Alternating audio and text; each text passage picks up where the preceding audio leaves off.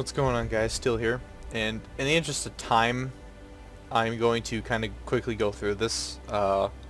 Starting to get really tired for some reason. It's starting to get a little late in the evening. So I kind of rambled on originally, but this is ColdWARGame. It's a new RTS game that just came to Steam.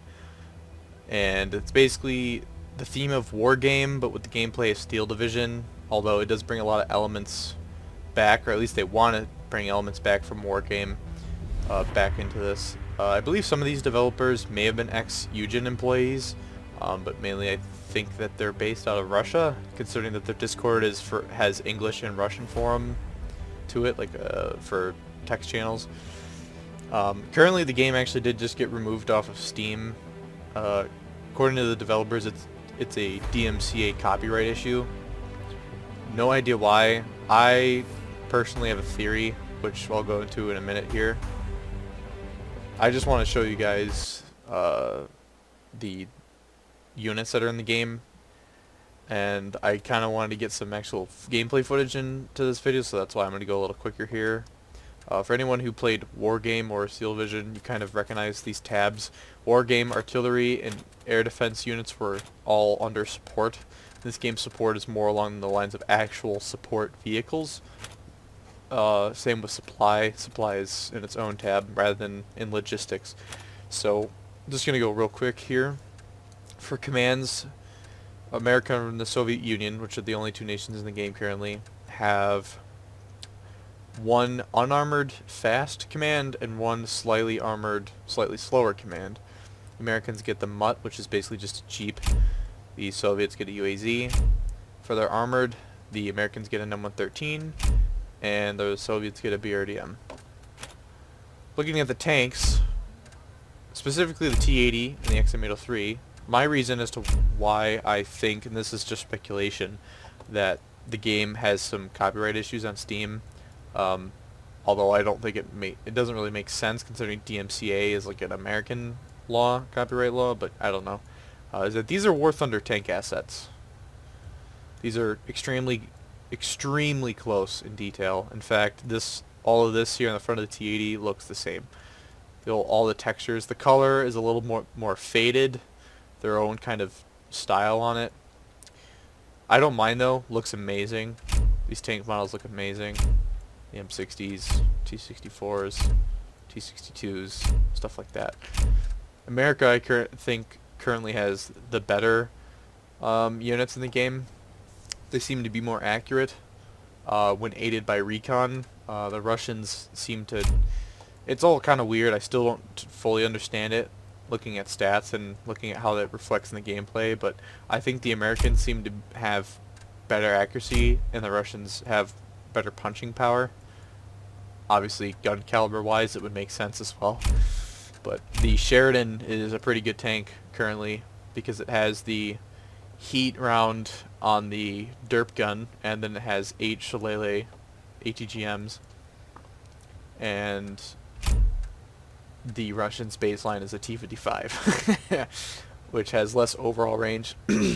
Quickly, I'm going to go through some of the stats. So there's a maximum range, and then there's an accuracy value at a certain range.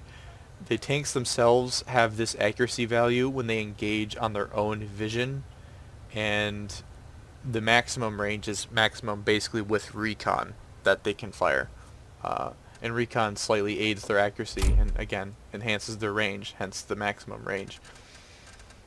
So that's kind of something interesting. They want to model realistic armor, like crew placements and stuff like that. Say if a round hits the side of a T-55 turret instead of the front cheek of it, it won't kill it, but it may disable it if it hits the front. If it's the hull and it's a good penetration, or like if it's a lower plate, you know, they kind of want to have that kind of model, but for right now it's hull and turret, which Wargame and Steel Division I don't believe had. Maybe the second Steel Division game had hull and turret. I'm not entirely sure, but I know that Wargame, it was just a front, a side, a rear, and a top value. There was no hull and turret value separate. It was just one number. Steel Division 2 may have had hull and turret. I think the first Steel Division game, Steel Division 44, had it. Not entirely sure. I will go in depth into this as more of the game becomes available and there's more ability for me to test things out scenario wise, possibly with a friend, because currently there's only 5 battle scenario type missions that are single player. There's no multiplayer in the game yet. I'm going to put their roadmap in the description for you to view, and also might put it up on screen, but I think it's just going to go in the description for the sake of time. So the Russians get a lot of modifications, so you can see T-55A and T-55A mod 1970. Basically, it's just a Russian tank, like a T-62 or a T-64, getting a machine gun on top. That's basically the only difference. So you've got the Sheridan, the M60, the M60A1, or sorry, the M60A1, the M60A1 AOS, and the M60A1 Rise, all with greatly increasing accuracy values. I believe the penetration remains the same. Yeah, same rounds. So that's about the only difference. Armor-wise, they're the same as well. Let's see. So yeah, they get the XM803 as their more fast ATGM MBT. They get the Starship as well. A lot of gun launcher related stuff, obviously. And that's basically for America right now. Very simple. They're trying to keep the game in the 1960s and 1970s more than the late 80s and 90s like WarGame did, which I don't mind, because if there's less units but they're more authentic looking, sounding, and overall the gameplay is just a lot more enjoyable, then I don't mind. For the Russians, you've got the T-55, T-62, the T-64A, and the T-80. Currently you can only use one T-80 in one of the missions, and it's kind of eh. I'd rather just use T-64s. There's a lot of quality of life changes and mechanics slash additions that need to be, or changes slash additions, I should say, that need to be added and changed around before this game can be good. Like, I feel like baseline infantry currently is way too expensive. It's just me. I'm used to WarGame more so than Steel Division, so coming from more so WarGame than Steel Division, I'm going to lean more towards the game being more like WarGame than the Steel Division series. Although it does have its own unique kind of gameplay, which I do find enjoyable. So for the infantry, each country has one ATGM infantry unit type right now, which is the Malyotka and the ATGM Dragon. They've got, for the Soviets, Motoshtoki in both BMP-1s and BTRs. They've got Strelas in a BTR, 3-man squad, Red Eyes, 2-man squad. The Americans' basic infantry on the ground, transport-wise, is riflemen. They get airborne, which are airborne, obviously, hence the name, and Green Berets for their recon. The Soviets get Razvedka and Spetsnaz as their airborne recon slash special forces, which is what the Spetsnaz fulfill. Same with the Green Berets. And again, all the tabs kind of overlap, so I basically just went over the entire recon tab, except they'll go into helicopters by themselves. So for recon, the only things here are different are the BRDM-2 with a machine gun and the XM706 with a machine gun. Again, there's the Sheridan, other stuff. Then there's a recon Mi-8 and a recon Bell OH-58C. So, yeah. In the support tab, you've got an M113 infantry transport that you can just view alone. Same with the BTR-60, BMP-1. And then for some reason this counts under the support tab as even though it's artillery, it's a mortar M113. The artillery tab is juicy, and that's kind of what I want to get to video-wise. Kind of want to show off the sounds of this game, since that's one of the best things there. You've got the BM-21 Grad, again the mortar truck, the Gvozdka artillery, the M109, the Akatsiya, the M110A1, and M110A2. The difference being one is a muzzle brake and a slightly longer barrel, and it probably has more propellant, so it has more range. Air defense, they get one of each, one gun AA and one missile A, so the Shilka and the Strela respectively for the Soviets, and the Vads and the Chaparral for the Americans. Supply, you've got an Mi-4 supply heli, an Mi-8 supply heli, a Chinook, an MTLB for the Soviets, a cargo truck, which is like a deuce and a half for America, and also the Ural truck equivalent for the Soviets. Transport tab, not much different other than it shows you a covered Euro for infantry and a covered deuce and a half or whatever for the Americans. Last but not least, there's no fixed wing jet aircraft currently, so there's just helicopters.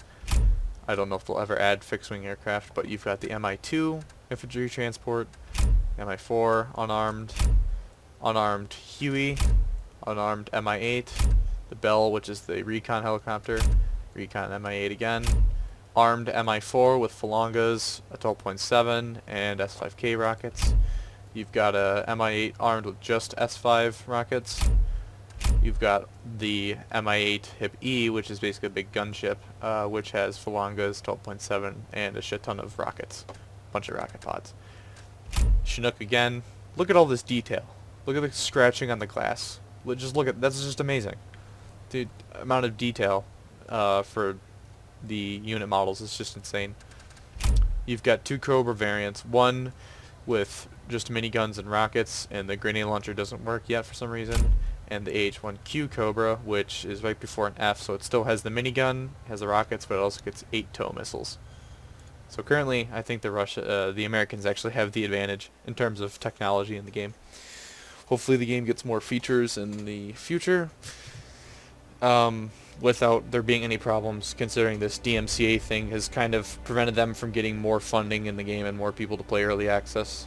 People like me who are hardcore RTS fans are going to stick with this game. People that are a little bit more on the casual side, that don't really like it, are going to refund it, which I've already seen some people do on the Steam reviews before it got taken off of the Steam store, obviously. It got hidden. I don't think it got removed. I just think it got like hidden for some reason. Don't know why. I can still play it, which is a good thing. Again, I just went quickly through the arsenal as quick as I could while showing you the units, kind of a little bit about them. Now, I want you to take a listen to and watch how some of the tank gameplay goes out, some of the artillery sounds, which are amazing to listen to, but mainly focus on the tanks, considering this is a Cold War game and tanks are a pretty popular thing about the Cold War. So, anyways, that's it from me. Enjoy. Будет исполнено. Стреляю по площади.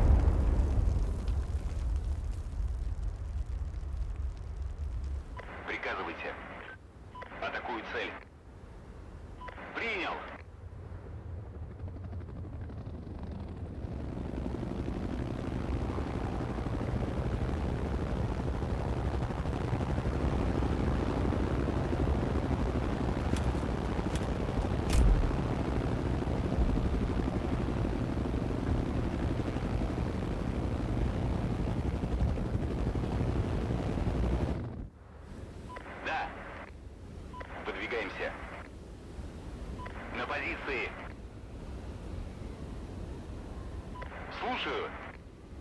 Приказывайте, командир. Да.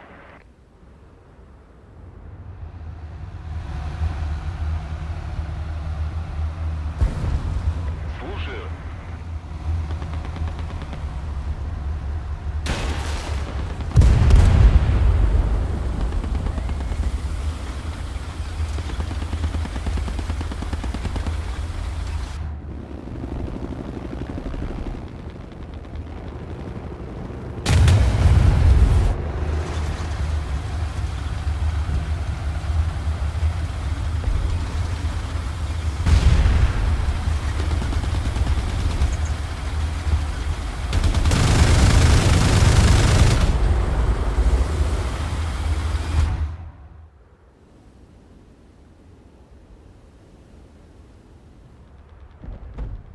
Приказывайте. До последнего снаряда.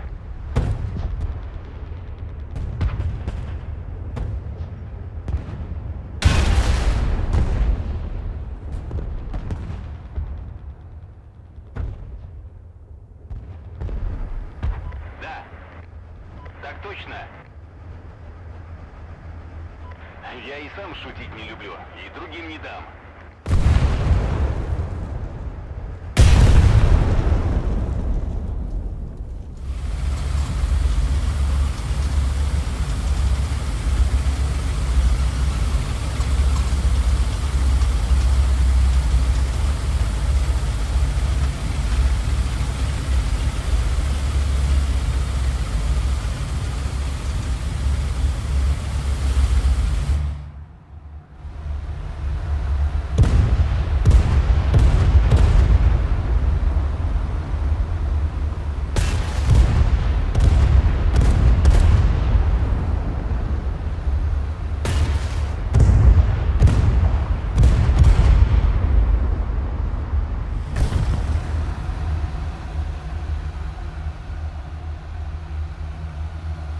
Слушаю. Уже еду. Да, командир. Слушаю. Принято.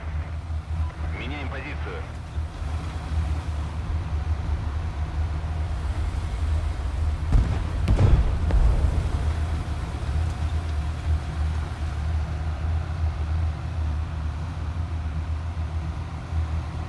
Да. Так точно.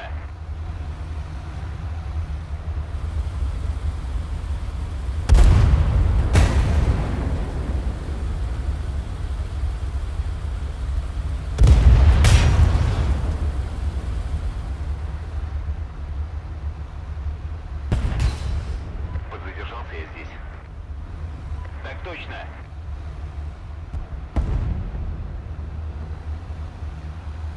Атакуй цель.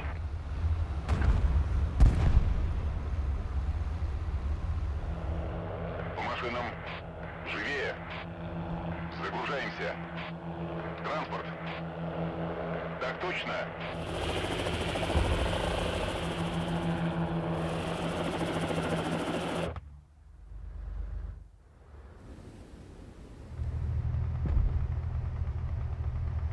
Будет исполнено.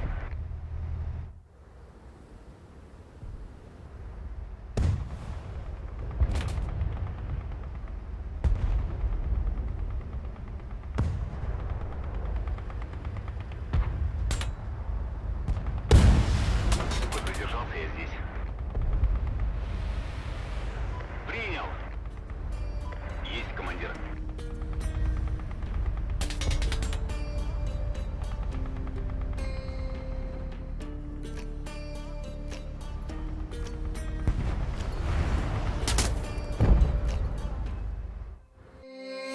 Warriors around, don't get caught in the mosh pit.